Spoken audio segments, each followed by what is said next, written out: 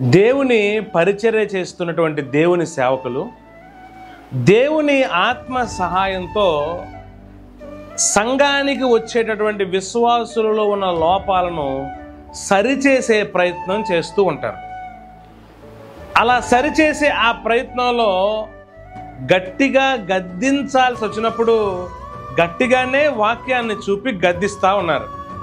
అయితే ఇక్కడ వచ్చిన సమస్య ఏంటంటే, అలా బోధించే ఏ సేవకుడులోనైనా లోపం ఉంటే ఆ లోపం ఆ విశ్వాసులు ఎవరైనా, అయ్యగారు ఇది తప్పు కదండి, ఇలా మీరు చేయకూడదు కదండి, ఈ చోటికి మీరు వెళ్ళకూడదు కదండి, ఇలా మీరు మాట్లాడకూడదు కదండి, దేవుని లేఖనం ఇలా చెబితే మీరు ఇంకొకలాగా బ్రతుకుతున్నారు కదండి, ఇది తప్పు కదండి అని అంటే వెంటనే ఆ పాస్టర్ గారు ఆ విశ్వాసం మీద కోప్పడిపోతున్నారు, మా సంఘానికి రావద్దని వెలివేసేస్తున్నారు.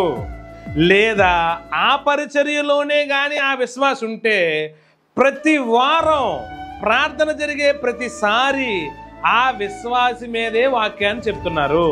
నేను అడుగుతున్నాను, సేవకులుగా ఉన్న మనం ఎదుట ఉన్న వారి యొక్క లోపాలను మాత్రమే సరిచేసే వారంగా ఉండకూడదు. మన లోపాలు వారు ఒకవేళ చూపిస్తే మనం కూడా సరిచేసుకునే వారంగా ఉండాలి.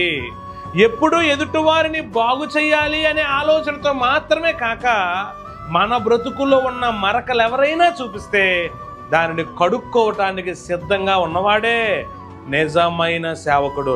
ఆఫ్టర్ ఆల్ విశ్వాసం నువ్వు చెప్తే నేను చేయడం ఏంటి అని అనొద్దు.